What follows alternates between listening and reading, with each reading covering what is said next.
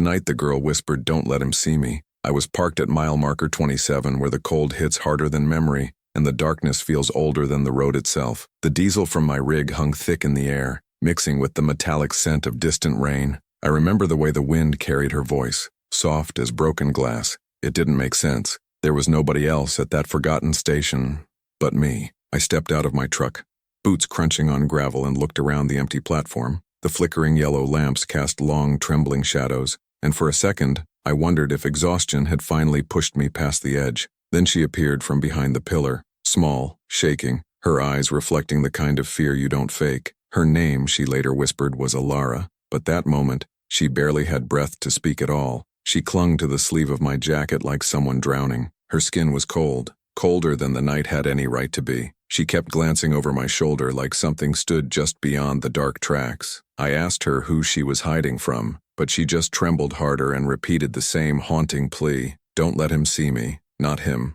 Anyone but him." The air shifted then, a sound deep in the woods behind the station, a single branch snapping under weight. Not the weight of an animal, heavier, deliberate, the kind that makes your pulse stumble. My breath steamed the air as I turned, instincts sharpening the way only a decade on the road can teach you. Something was out there, watching, moving, coming closer. I felt the hairs rise on the back of my neck, the same way they had the night I found a boy stranded barefoot on a Nevada overpass. The road teaches you to read fear like a map, and the terror in Elara's eyes drew a line straight to danger. She hid behind me, shaking so hard the gravel beneath her feet rattled. And then I saw the silhouette between the trees, tall, rigid, too still to be human, yet somehow it was watching us. Before I tell you what I saw when that thing stepped out of the shadows, do me a favor. If you're still here with me, hit the like button. Stories like this don't get told unless people care enough to listen. Truckers face things out there you wouldn't believe, moments where one choice can save a life,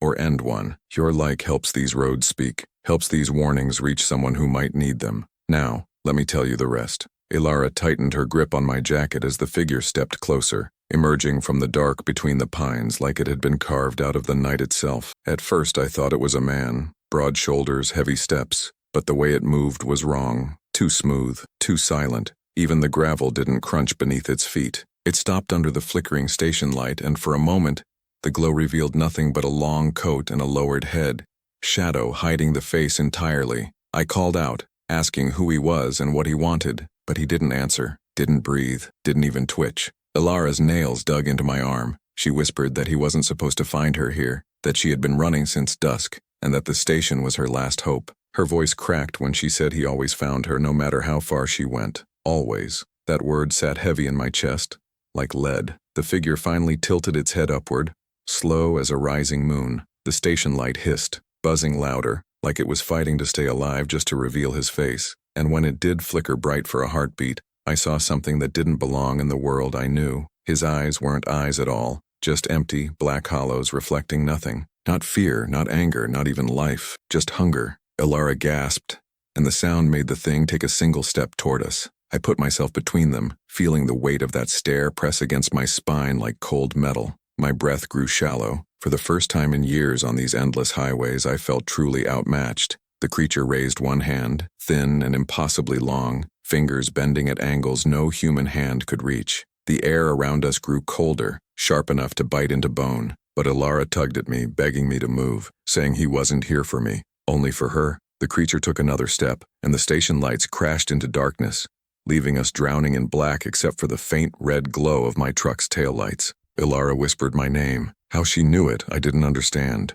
But the way she said it, desperate and pleading, broke something open inside me. I grabbed her hand and pulled her toward the cab. The moment my boot hit the first step, I heard that thing inhale, a long, rattling breath that sounded like wind being dragged through a broken window. I didn't wait to hear it again. I shoved Elara into the truck, slammed the door, and turned the key so hard it nearly snapped. But as the engine roared alive, the red glow of the taillights stretched across the station, and I saw the creature standing right behind us, closer than anything that size should be able to move, closer than fear should ever allow. The creature's silhouette towered behind the truck, distorted by the trembling red glow of the taillights. Elara curled into the corner of the passenger seat, hands pressed over her ears like she was trying to block out a sound I couldn't hear. My heart hammered so hard I felt it in my teeth. I dropped the gear into reverse, but when I glanced at the mirrors, the thing was already closer, its shape bending the shadows around it like gravity worked differently for him. I slammed the shifter into drive and stomped the gas. The truck lurched forward,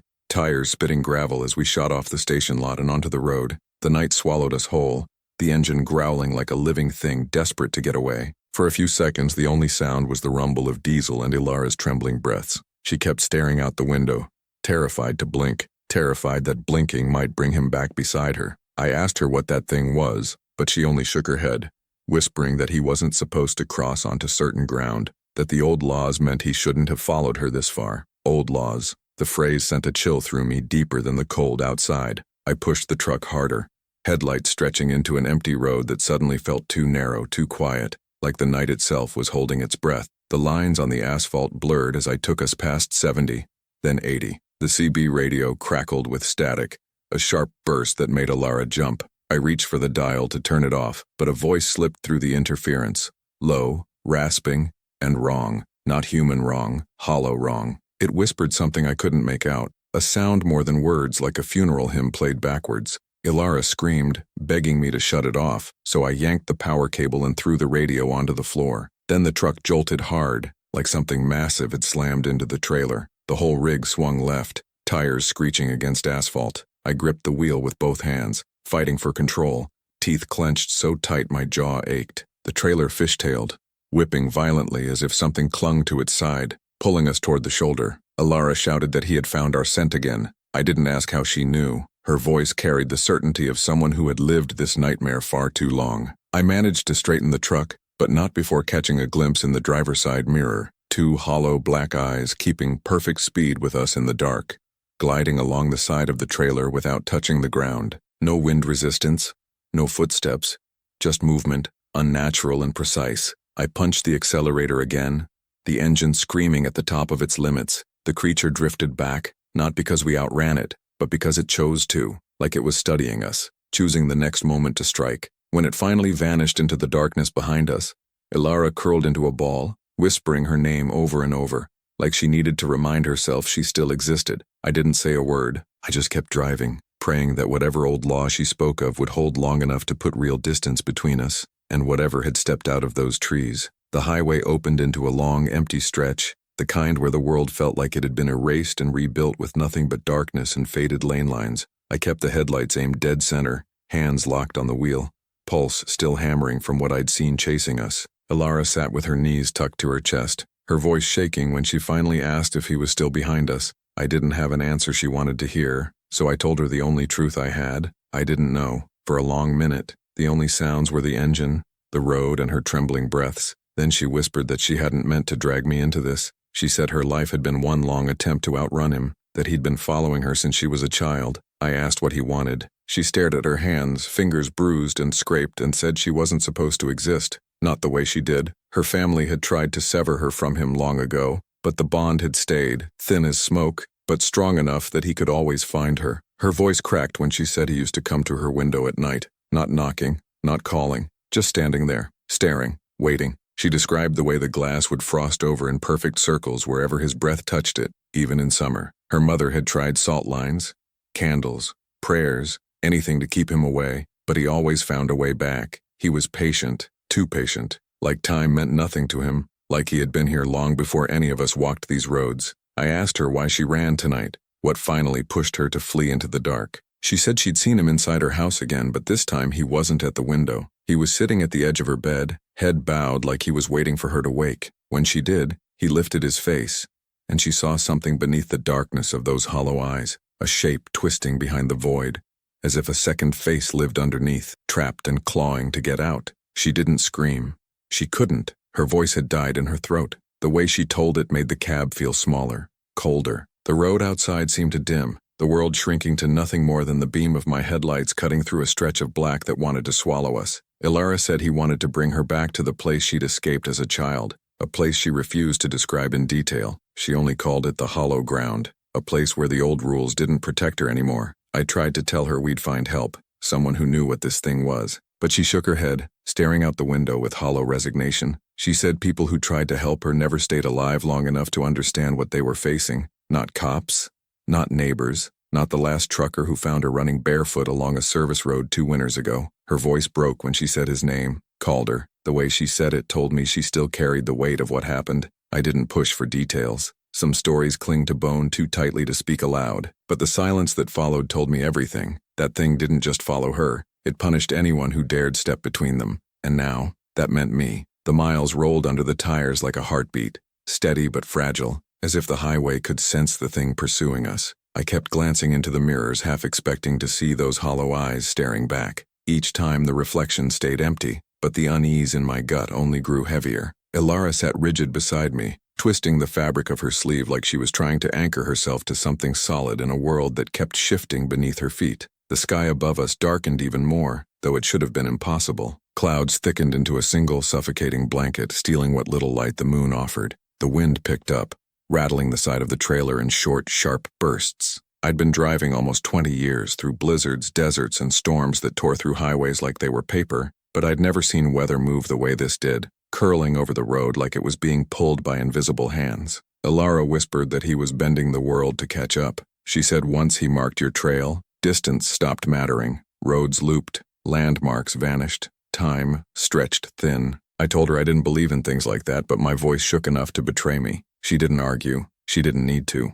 The road was proof enough. The asphalt ahead shimmered like heat haze despite the cold night, warping the lines into shapes that didn't belong on any map. I slowed the truck, not wanting to risk the rig drifting off into a ditch. But as I eased off the accelerator, the headlights picked up something wrong up ahead, an overpass that wasn't supposed to be there. I'd driven this highway enough times to know every landmark, every rest stop, every cracked signpost. The overpass in front of us, with its rusted beams and rotting wood, belonged to a road that had been demolished years ago after a mudslide. I'd seen it in old county records, not out here in living steel and shadow. Elara grabbed my arm with sudden force, her nails biting into my skin. She said not to slow down, not even a little. Her eyes were wide, bloodshot, and terrified. She kept repeating that the hollow ground was close, closer than it should be, and the moment I stopped, the moment I hesitated, he would reach us. I felt sweat bead down my spine despite the cold, my grip tightening around the wheel until my knuckles burned white. We passed under the overpass, and for a split second,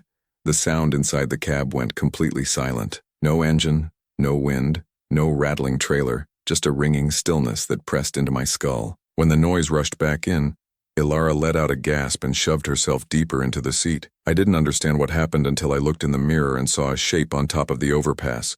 Tall, distorted, its coat fluttering without wind, watching us, waiting. I pushed the gas pedal to the floor, the engine roaring as we shot forward, but the figure on the overpass didn't shrink behind us like normal distance should have made it. It stayed the same size, the same clarity, the same shadowed hollows, as if space between us didn't matter anymore, as if he could step onto any point of the road he chose, whenever he chose. Elara covered her mouth like she was holding in a scream. I kept driving, hands trembling on the wheel, knowing deep down that whatever rules governed the night had shifted, and we were no longer running on a road built for the living. The farther we fled from that impossible overpass, the more the world around us seemed to unravel. The road stretched unnaturally long, the same reflective sign repeating every few miles like a broken loop. I tapped the brakes once, just to test my own sanity, and the engine sputtered, not from malfunction, but like something unseen resisted the idea of slowing down. It felt as if the night itself wanted us moving, wanted us deeper into whatever trap he'd set. Elara pressed her forehead to the cold window, whispering numbers under her breath. I asked her what she was doing, but she didn't answer right away. When she finally spoke, her voice was thin, barely holding together. She said she was counting the shadows along the roadside. She said there used to be 3 of them, but now there were 4, and the 4th moved wrong. I wanted to dismiss it as fear twisting her thoughts, but when I glanced out my window, I saw the outline too, longer than a man, bending inward like the spine was broken, yet gliding alongside the truck with steady grace. I gripped the wheel tighter, trying to force logic into a place where logic no longer applied. The shadow flickered in and out of the cones of the headlights, stretching unnaturally whenever we passed under old street lamps. It kept pace effortlessly, as if the road beneath it didn't matter. Elara begged me not to look at it directly. She said the moment you gave it your full attention, it found a way in. I didn't understand what that meant, but I listened. Fear teaches obedience faster than any rule book. A low hum vibrated through the cab, the same eerie resonance I'd heard on the CB earlier, only now it came from everywhere at once, seeping through the metal, through the glass, through my bones. Elara covered her ears again, rocking gently as tears streaked down her cheeks. She said he was calling to her, not with words, with presence, with hunger so old and deep it felt carved into the night itself. I shouted her name, trying to cut through the hum, trying to keep her grounded in something real. For a moment she met my eyes and I saw a flash of the girl she might have been before all this, hopeful, warm, human. Then the truck lurched violently, swerved hard left, and I fought with every ounce of strength to keep us from tipping. Something had slammed into the trailer again. I heard the metal groan, felt the wheels lift for a terrifying heartbeat before slamming back onto the asphalt. The shadow outside grew taller, sharper, almost skeletal. Elara screamed that he was trying to tear open the trailer, that he wanted to reach her through the steel. The sound of scraping metal screeched behind us, long and jagged like knives dragging across armor. I downshifted and pushed the engine to its limits, forcing the truck into a stretch of road I knew led to a heavily lit rest area miles ahead. Bright lights, people, noise, things that belonged to the world he shouldn't reach. But as we sped toward that small island of safety, the lights in the distance began to flicker, dim, and finally blink out one by one, like his shadow had reached them first, like darkness was claiming the road step by step ahead of us. Elara's breath caught in her throat. She whispered that he was closing the world around us, shrinking our path until there was nowhere left to run. And for the first time, as I stared into the unnatural darkness swallowing the highway ahead, I wondered if she was right. The darkness ahead didn't look like night anymore. It looked thicker, heavier, like a curtain being drawn across the world. The rest area that should have been glowing like a beacon was swallowed entirely, not hidden, erased. The road beneath us vibrated with a low, unnatural pulse, as if the earth itself remembered footsteps it wasn't meant to carry. Elara whispered that we were crossing into hollow ground, and her voice carried a tremor so deep it felt older than her years. I tightened my grip on the wheel, but no part of me could deny what was happening. The moment we passed the point where the lights once stood, everything changed. Sound died again, just like under the overpass. My engine still roared, but I couldn't hear it. I saw the tachometer needle climbing, but silence wrapped around us like thick wool. Elara's lips moved, forming words I couldn't hear, her fear growing by the second. My heartbeat was the only sound left, pounding inside my skull in heavy, frantic thuds. And then, through the windshield, I saw him, not behind us, not beside us, ahead, standing in the center of the road, coat dragging along the asphalt like wet fabric. His hollow eyes glowed faintly, as if reflecting a light source that didn't exist. I slammed the brakes, and even without sound, the violent jolt told me I'd locked up the wheels. The truck skidded, sliding sideways across the road, smoke curling from the tires. Elara screamed silently, gripping the dashboard as the rig came to a shuddering stop just feet from the unmoving figure. He lifted his head slowly, deliberately, as if savoring the moment. The air around him shimmered like heat fog, twisting and bending the lines of the world behind him. Elara grabbed my arm, tears streaming down her cheeks, begging me not to look directly into the hollows of his eyes. She said that was how he marked you, how he pulled you into the place he came from. I kept my gaze on his coat, on the way it seemed to pulse with every breath he didn't take. Then he moved, not walking, not stepping. He drifted forward inches above the asphalt, coat brushing the ground without resistance. Each passing second stretched unbearably long. Elara's nails dug into my skin, grounding me in the last shred of reality we still had. I wanted to drive around him, but the road behind us twisted in the mirrors like a coiled serpent, no longer straight or safe enough to traverse. We were trapped between him and the collapsing path behind us. He raised one elongated hand and rested it on the hood of my truck. The metal dented inward instantly, not from force but from decay, like centuries of rust had taken hold in a single second. My breath caught as his fingers pressed deeper, leaving blackened marks that spread like oil over the paint. The cab shuddered. Elara cried out, this time with sound, the silence around us cracking like glass. She said he was claiming the truck as an extension of the hollow ground, marking it so neither of us could escape. Without thinking, I reached under my seat for the crowbar I kept for tire changes. I didn't know what I planned to do with it. What good was steel against something that warped the world? But instinct told me to fight, to protect the girl shaking beside me, to not let this thing take her the way it took Calder, the way it took others before him. The creature's head snapped toward me fast enough to blur, and for a heartbeat, just one, I felt the hollowness behind his eyes reach toward me, like cold fingers dragging across my thoughts. Elara pulled me back, shouting that I couldn't let him look at me like that. She pressed her forehead to mine, whispering words I didn't understand. words that sounded older than any prayer I'd ever heard. And slowly, impossibly, the creature recoiled. For the first time since this nightmare began, it took a step back. The creature stepping back didn't feel like victory. It felt like hesitation, like a predator studying new variables before deciding how to strike. The black marks on the hood pulsed slowly, like veins pumping ink through steel.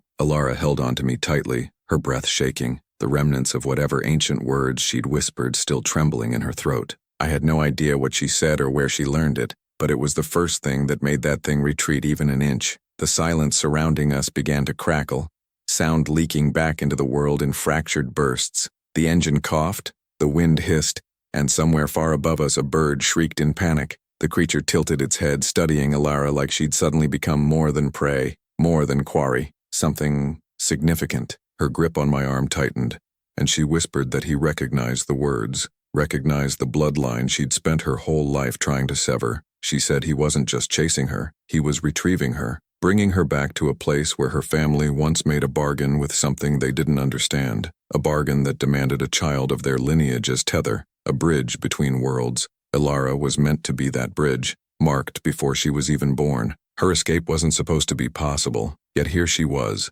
running from a promise sealed generations before her, and he had been sent to collect what the old pact claimed as its due. As she spoke, the creature lowered its hand and drifted closer again, this time slower, with something almost like reverence in its movements. His coat dragged along the asphalt, leaving long trails of blackened residue that shimmered as if alive. The shadows around our truck deepened, stretching toward him like eager hands ready to kneel. Elara's breathing quickened, her voice trembling when she said he wasn't attacking because the hollow ground was judging her, deciding if she should return willingly or be taken by force. I felt the world tilt under the weight of her words. I'd faced down drunk drivers, thieves, storms, and renegade convoys, but nothing had prepared me for this, standing between a girl bound to ancient rules and a creature that didn't belong to any knight I recognized. Yet something inside me refused to let her go. Maybe it was instinct, maybe it was defiance, maybe it was the years I'd spent watching the world from behind a windshield, learning to see the quiet desperation in the people who crossed my path. I opened the door,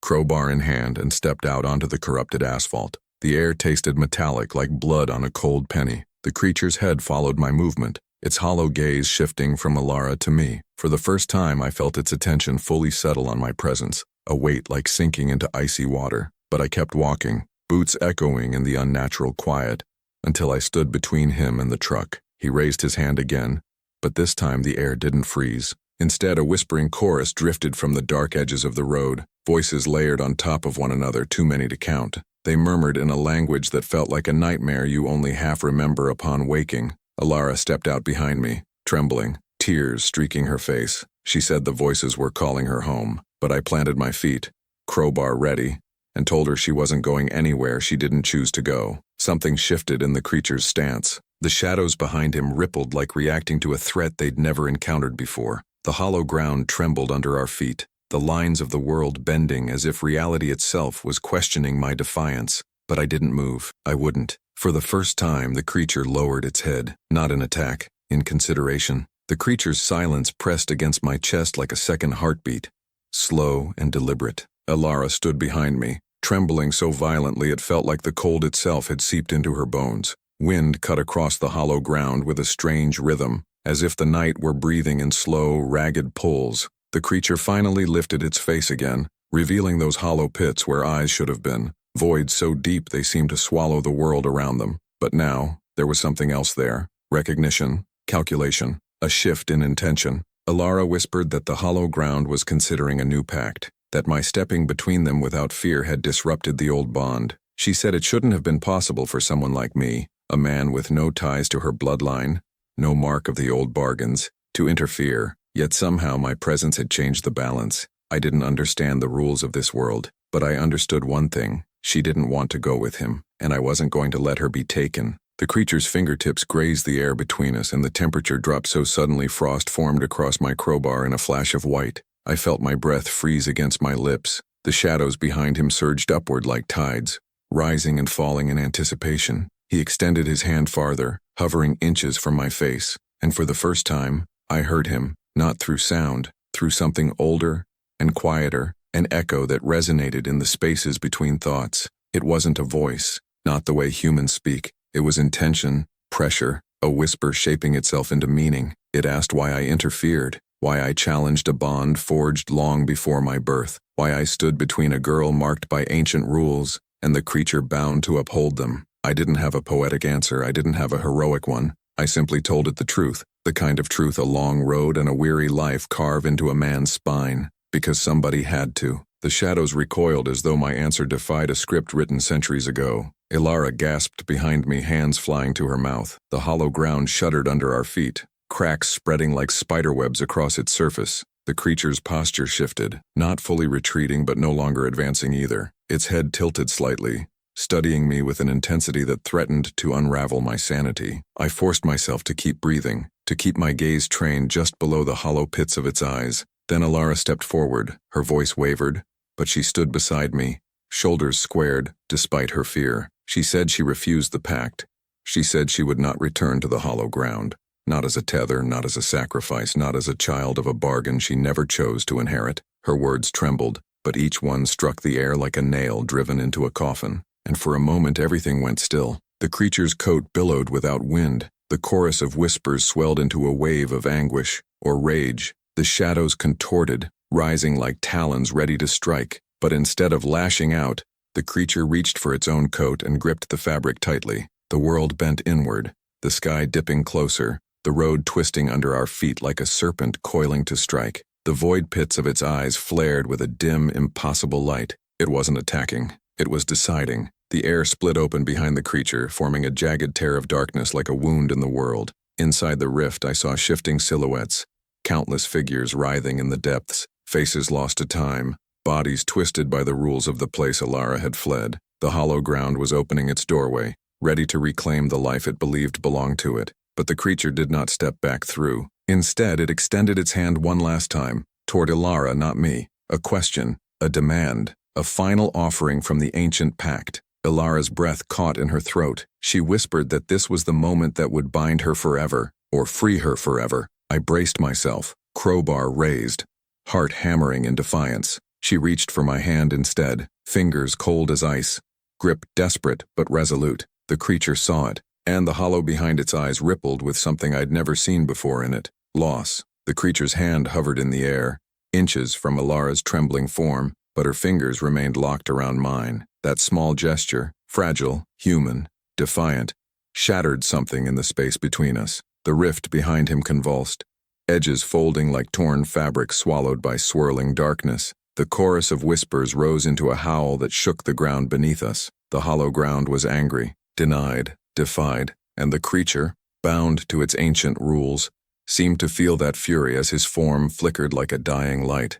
Elara squeezed my hand harder, her voice quivering as she whispered that choosing me meant rejecting the pact forever. She said the hollow ground would not forgive that choice, but she didn't let go. She didn't even hesitate. And when the creature reached toward her again, she stepped back, pulling me with her, and for the first time in the endless nightmare of her life, she said a single word, with unwavering clarity. No. The sound of it hit the air like thunder. The creature recoiled, coat snapping like a whip in a storm that hadn't formed. The shadows writhed around him in confusion, stretching upward in spines and limbs that tore at the sky. The rift cracked, lightless and violent, as if the world on the other side was collapsing inward. The creature turned his hollow gaze toward me, and a cold weight pressed into my chest, an unspoken threat, a warning carved from ancient malice. I didn't back down. I tightened my grip on the crowbar and stepped forward, planting myself between him and Elara, with the stubbornness of a man who'd lived too long to let fear drive his steps. The creature trembled,